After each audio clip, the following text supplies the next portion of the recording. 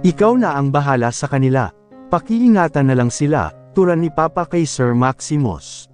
I will, sagot naman niya, kasabay ng bahagya niyang pagyuko. Hindi ko maiwasang mapatitig sa kanya at sa mga kilos niya sa harapan ng ama ko. Iba ang aura niya tuwing tumitingin sa anak ko, maaliwalas at iba din sa harapan ng ama ko. Parang halos ayaw niya itong pansinin.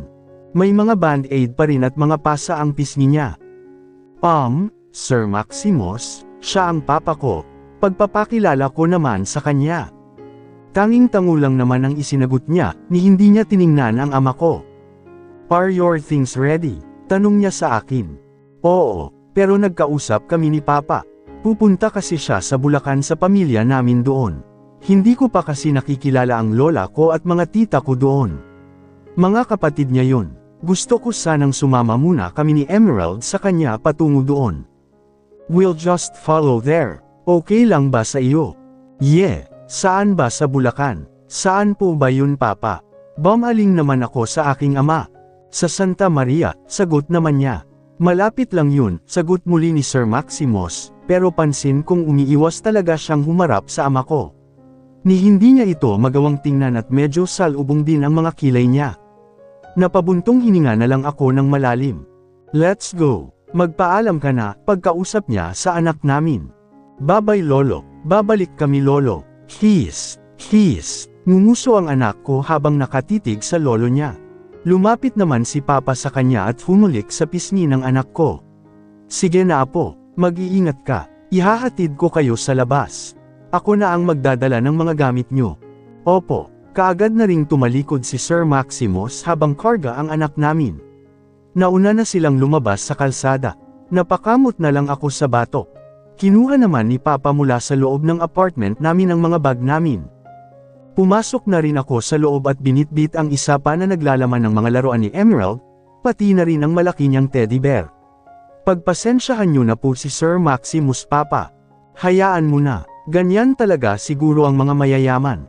Naalala ko lang po kasi si Adam. Napakataas ng paggalang niya sa inyo. Hindi ko na naman mapigilan ang maluha. Hayaan mo na anak. Ang importante ay maayos ang pakikitungo niya sa iyo at aalagaan niya kayo ng mabuti. Huwag mo na akong isipin pa. Hindi ko gusto ang unang paghaharap niyo Papa. Kung hindi lang po talaga dahil kay Emerald, hindi po ako sasama sa kanya. Umiiyak ka na naman.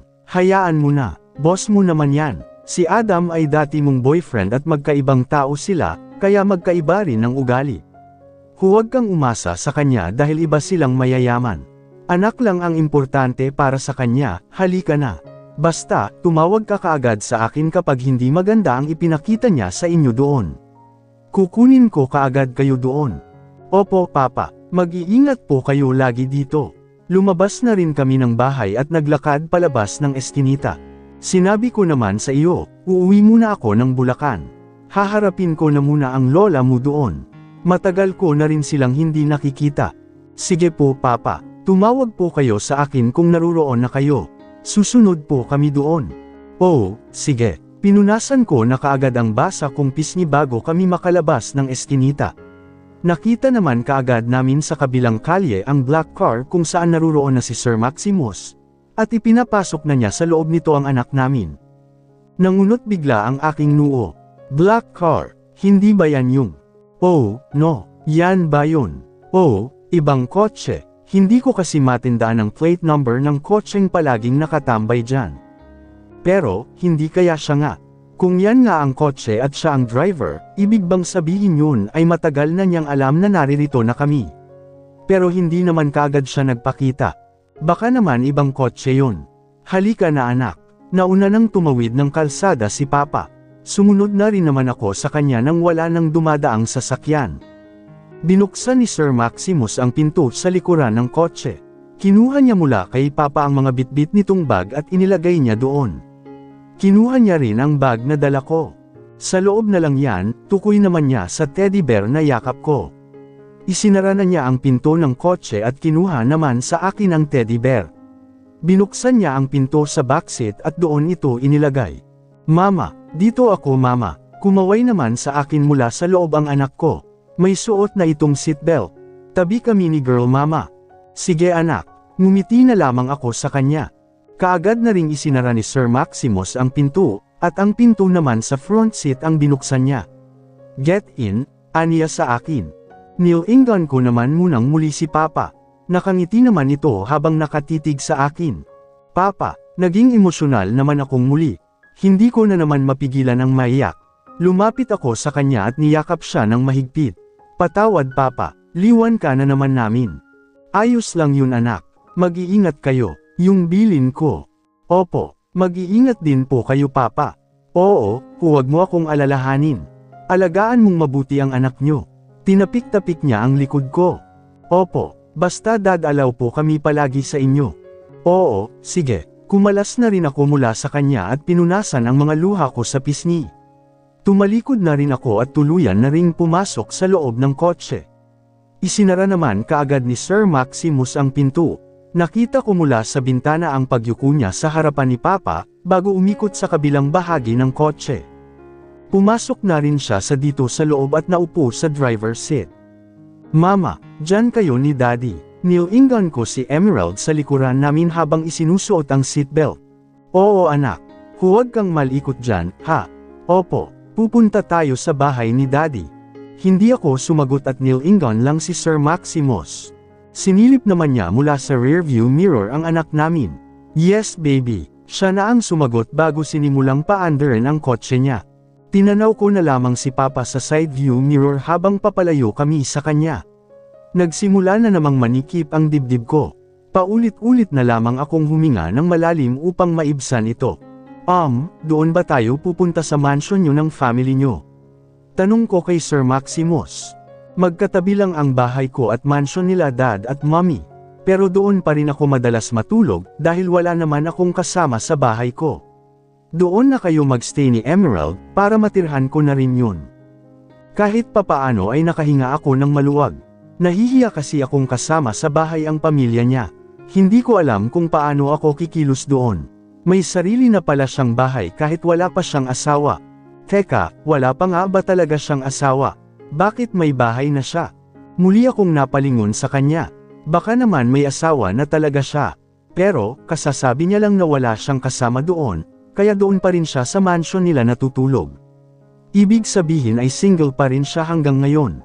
Ilang taon na nga ba siya ngayon? 28. Sa pagkakatanda ko kasi ay 29 na ngayon si Miss Margaret. Ako naman ngayon ay 28 na rin. Bigla rin siyang lumingon sa akin kaya napaiwas ako ng tingin. Napakagatlabi ako, baka isipin niya ay tumititig ako sa kanya. Naalala kong bigla yung inugali niya kanina sa harapan ng papa ko, at yung mga sinabi sa akin ni Papa kanina lamang.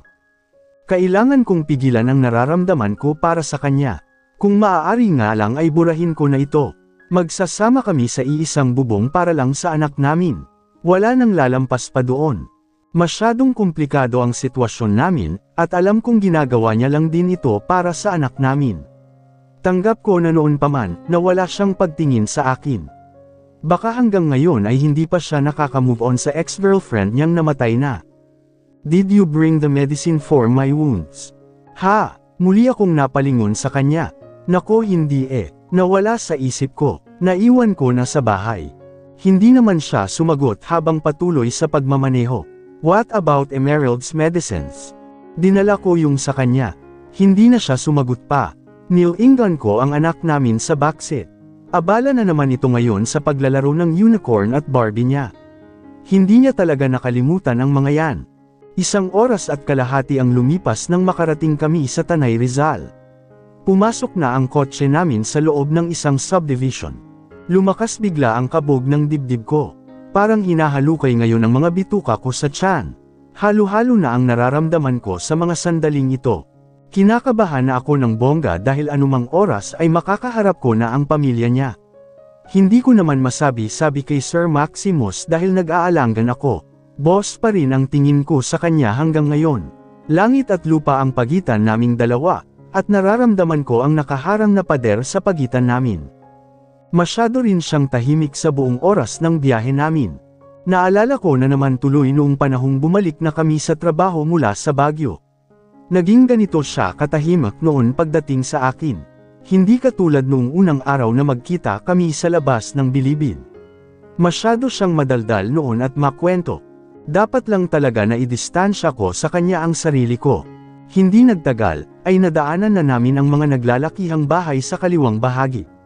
Nilampasan namin ang mga ito hanggang sa madaanan din namin ang isa pang napakalaking mansion. Ito na yung mansion nila at ilang beses na rin naman akong nakapasok dyan, nang dahil kay Miss Margaret. Nagwawala na ang dibdib ko sa mga sandaling ito. Namiss ko rin si Miss Margaret pero nahihiya akong humarap sa kanya. At siguradong magugulat sila kapag nakita na nila ang anak namin ni Sir Maximus.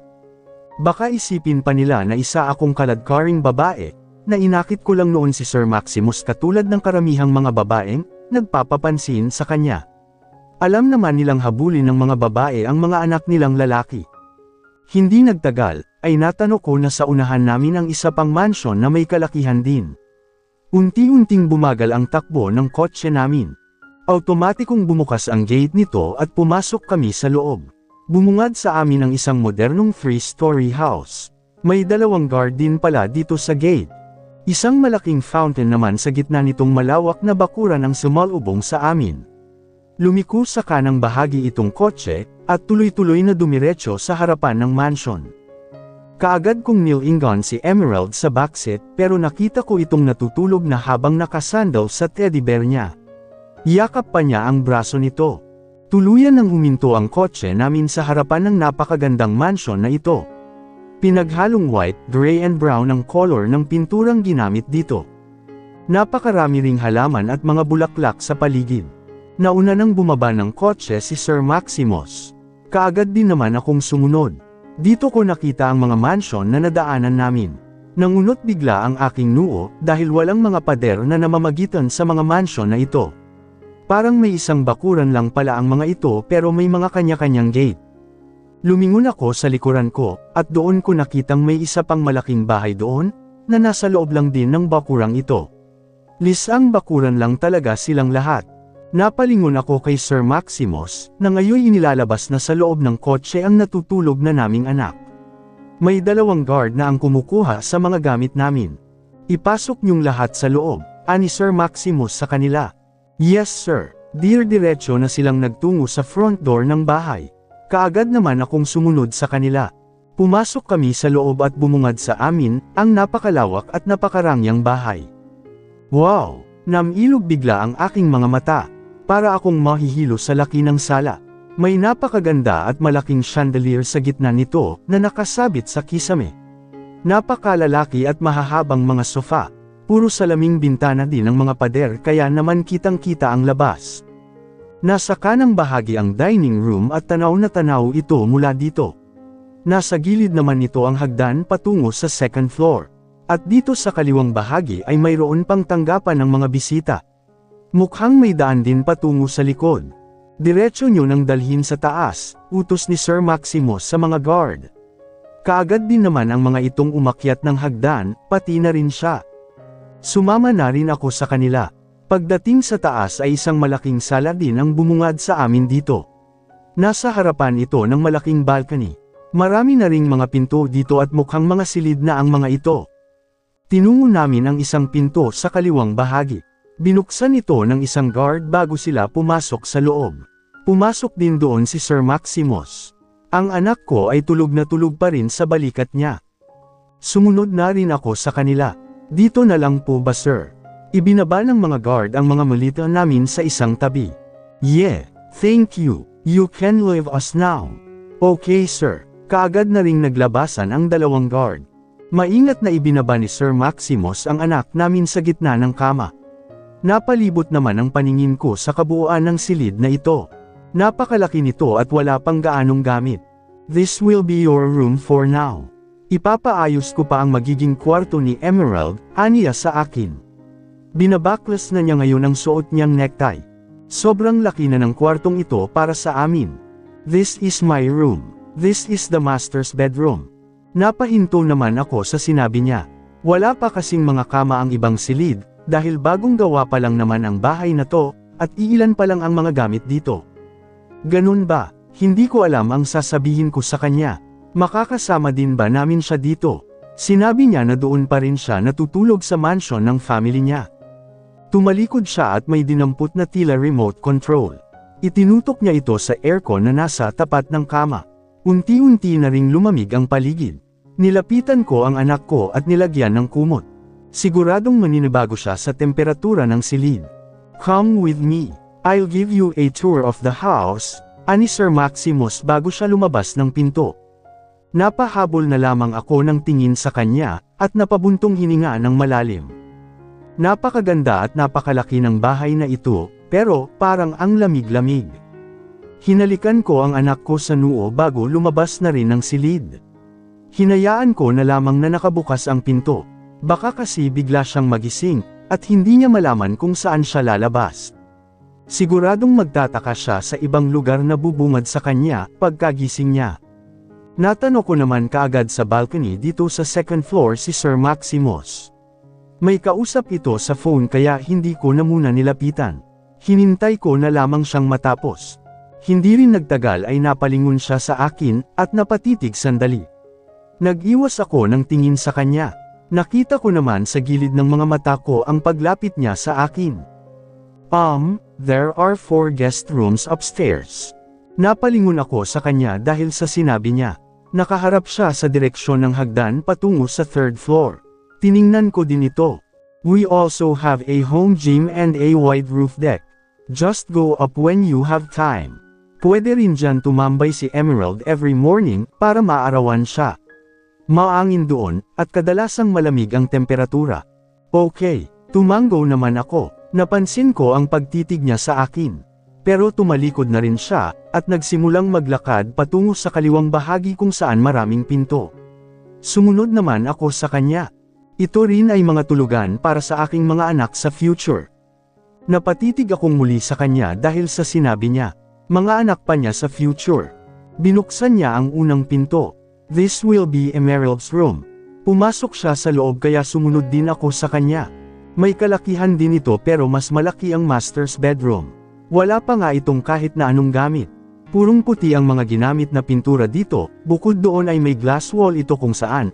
Nakikita ko sa labas ang balcony at ang mansion ng pamilya nila. Tinungo ni Sir Maximus ang sliding door na naririto sa left side at binuksan ito. This balcony leads directly to the back. The next rooms have access to it. Sumunod din ako sa kanya sa labas, at tinungo namin ang mahabang balcony na ito sa gilid. Pwede ko naman silang palagyan ng mga partition para wala silang access sa ibang room, baka ayaw ng mga anak ko ng ganito. Siguradong magkukulitan lang sila at may inis sa kanila, what do you think? Muli siyang bumaling sa akin. Oo nga, magandang ideya yon. Muli akong tumango kahit napapaisip ako, kung kanino niya kukunin ang iba pa niyang mga anak. Maaaring may girlfriend na siya o nililigawan pa lang. Nasa likod naman nito ang rectangle in-ground pool. Pero hindi ko pa pinalalagyan ng tubig sa ngayon dahil hindi naman magagamit. Hindi naman ako naglalagi dito. Muli akong tumango. Dito pa lang sa 2nd floor ay malakas na at malamig ang hangin. Ano pa kaya sa 3rd floor? Pumasok na kaming muli sa loob ng silid. Ano sa tingin mo ang disenyo na babagay dito yung magugustuhan ni Emerald? Tanong niya habang lumilibot ang paningin sa buong paligid. Muli din siyang bumaling sa akin. Ikaw na lang ang bahala. Bumaling siyang muli sa akin. Hindi pwedeng ako ang bahala. Hindi ko pa alam kung anong mga gusto niya.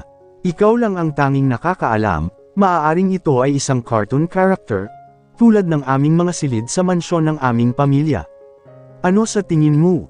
She likes Barbie, sagot ko naman. Alright, Barbie, mamili tayo ng mga magagandang design, at pauumpisahan ko na rin kaagad tong ipaayos. Napangiti naman ako sa sinabi niya.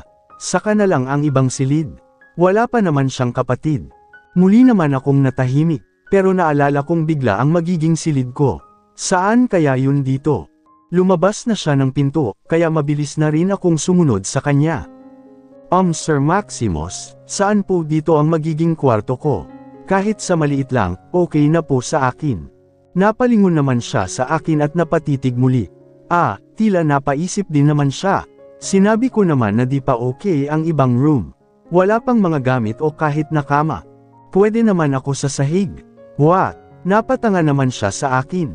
Everyone ang gulat sa anyo niya. Oo, sanay naman ako. Nakakatulog ba si Emerald na hindi ka katabi? Hindi, pero nandyan ka naman. Ipapaliwanag ko na lang sa kanya. Wala rin akong panapin sa sahig.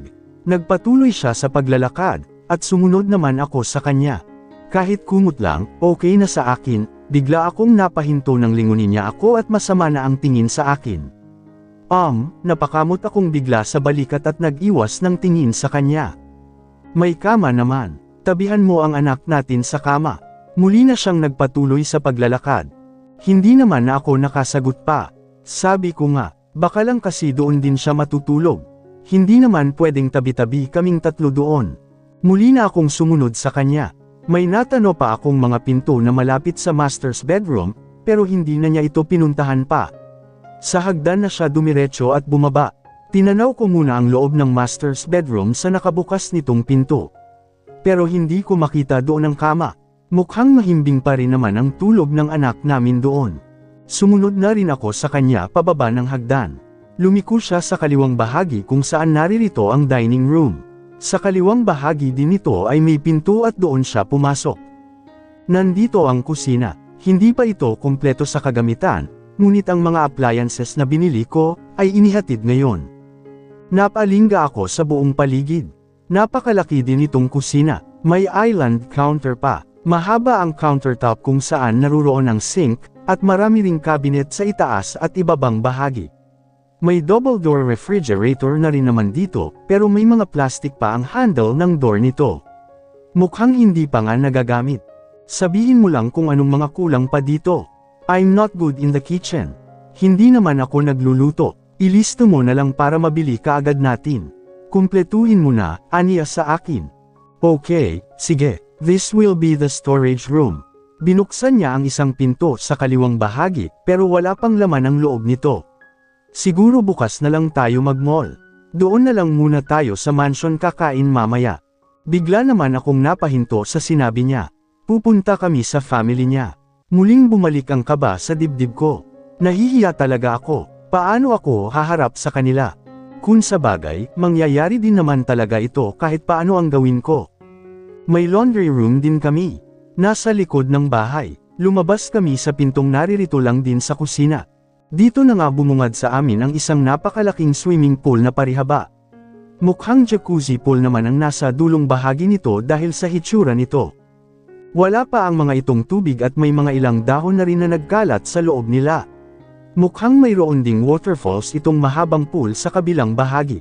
Mayroon na ring 2 tables and chairs dito, bukod pa ang pool lounge chairs.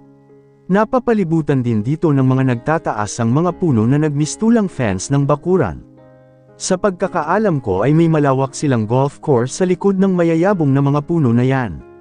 Pero hindi pa talaga ako nakakarating dyan. Maganda siguro dyan, at mukhang may daanan dito patungo doon. Ipalilinis ko na rin ito at palalagyan ng tubig. Siguradong magugustuhan ni Emerald ditong maligo, nakangiti niyang sabi sa akin patungkol sa pool. Oo, marunong na rin siyang lumangoy. Really? Everyone naman ang gulat sa anyo niya, habang nakatitig sa akin. Oo, malapit lang kasi kami sa dagat at madalas kaming maligo doon. That's good. Baka araw-arawin niya rin ang paliligo dito. Ipapaayos ko na talaga to. Napangiti din ako. The laundry room is here. Humarap na kaming muli sa likod na bahagi ng bahay. Tinungo namin ang isang pinto, pero tanaw na namin ang loob ng isang malaking silid na ito, dahil yari lamang din ito sa salamin. Pumasok kami sa loob nito. Mayroon naman na ditong isang mamahaling walking machine. Yun lang at wala nang iba pa. Alam kong marami pa ring kulang dito. Isama mo na lang din sa listahan, aniya sa akin. Sige, muli kaming lumabas. Ipinagpatuloy namin ang paglilibot sa buong bakuran. Nasa kanang bahagi ang malawak na parking lot. May 3 kotse siya doon, kasama na rin ang Kotzer ginamit namin kanina. May iba pa palang daan dito papasok sa loob ng bahay, bukod ang pinto na mula sa kusina. Ipinakita din niya sa akin ang entertainment room dito sa loob. Mayroon ding bar room, at may basement kung saan magiging tambakan ng mga lumang gamit. Pero bakante din ito ngayon. Narito ang papel at lapis. Ilista mo na lang dito ang lahat ng kulang, hindi lang sa kitchen, kundi sa buong bahay na. Iniabot niya sa akin ang isang papel at ballpen. Kaagad ko rin naman ang mga itong tinanggap. Kung may sarili kang gusto, ilagay mo na rin. Isasama ko na rin ba yung mga kulang na kama sa ibang kwarto? Tanong ko naman sa kanya. Hindi naman kaagad siya sumagot habang nakatitig sa akin. Kaagad din siyang nagbawi ng tingin. Huwag na muna. Ay huli na lang natin yun, kasi ipapaayos ko pa ang mga silid. Ang kanilang kasalukuyang mga kisame ay hindi maganda, kaya plano kong gumawa sila ng ilang mga bagong disenyo. Ang gaganda na ng mga silid na yun Biglang nagsalubong ang mga kilay niya. Bakit ba mas maalam ka pa sa akin? I do have plans for them. Sino ba ang masusunod sa ating dalawa? Sino ba ang boss? Napahinto naman ako sa mga sinabi niya. Ikaw, pasensya na po Sir Maximus. Akala ko kasi ay okay na ang mga yon. Ang gaganda na kasi Sige, ihuhuli na lang natin sila. Yumuko na lamang ako at inumpisahan ng magsulat sa papel. Narinig ko naman ang pagbuntong hininga niya ng malalim pero hindi ko na siya pinansin pa.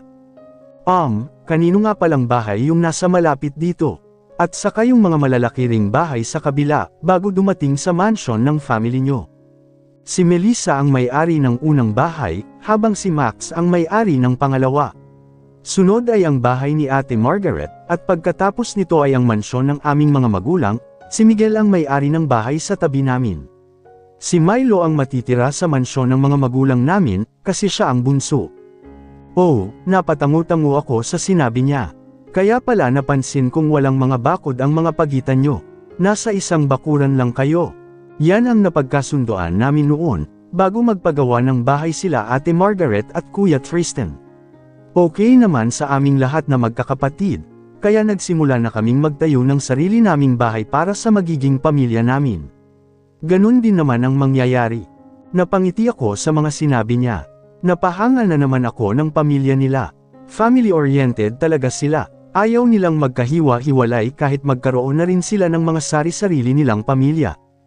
Mama, sabay kaming napatingala sa second floor, nang marinig namin doon ang pagsigaw at pag-iyak ng anak namin.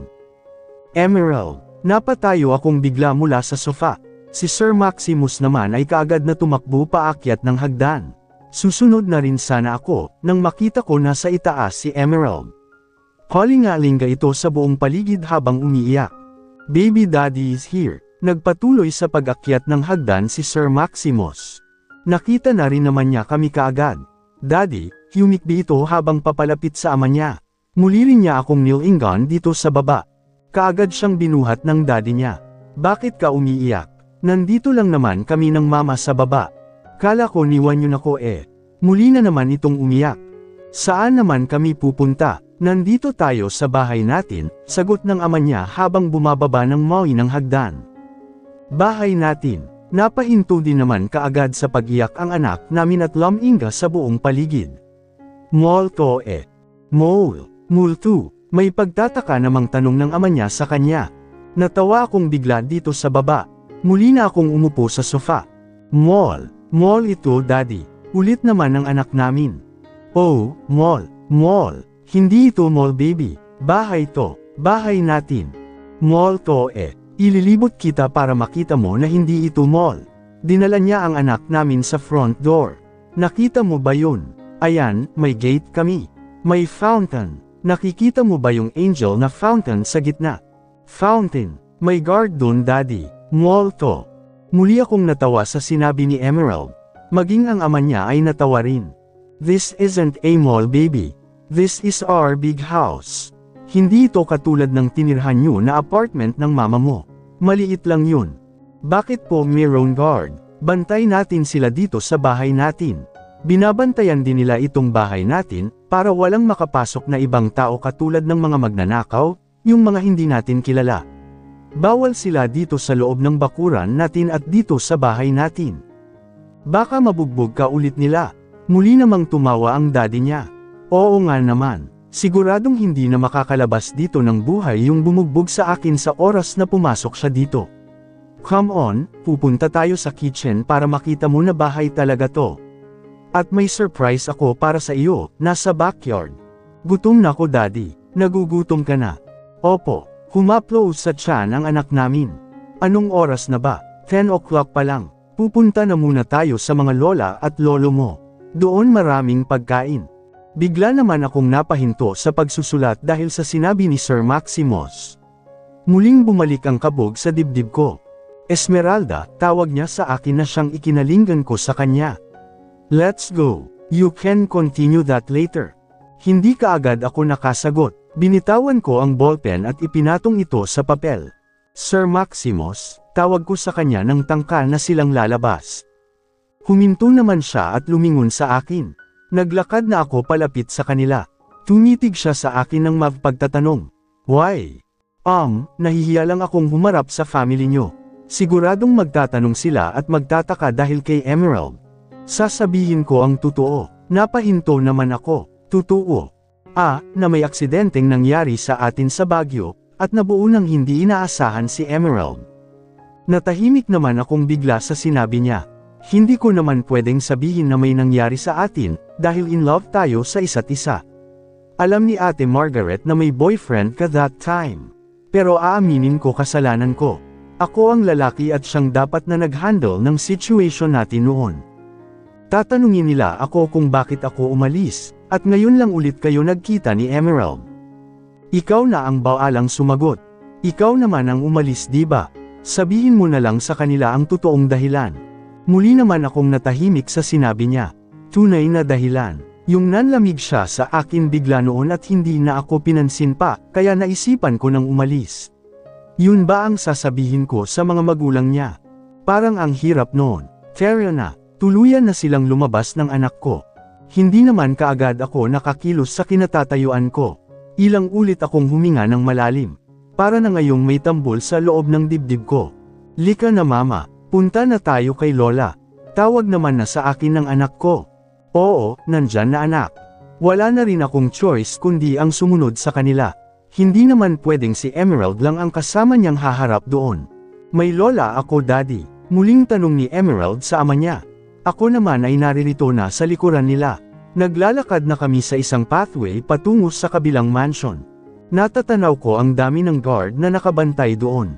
Yes, there is baby. Mami ko yun kaya lola mo siya, sagot naman ni Sir Maximus. Nandoon din po si lolo ko. Tapos na siya magtinda ng ice cream. Ibang lolo mo ang nandyan ngayon. Pero lolo mo rin siya. Ibang lolo, dalawa lolo ko. Yup. Muli ko na namang naalala si Papa, kaya muli na namang bumalik ang lungkot sa dibdib ko. Mamaya ay tatawagan ko siya. Namiss ko kaagad ang papa ko.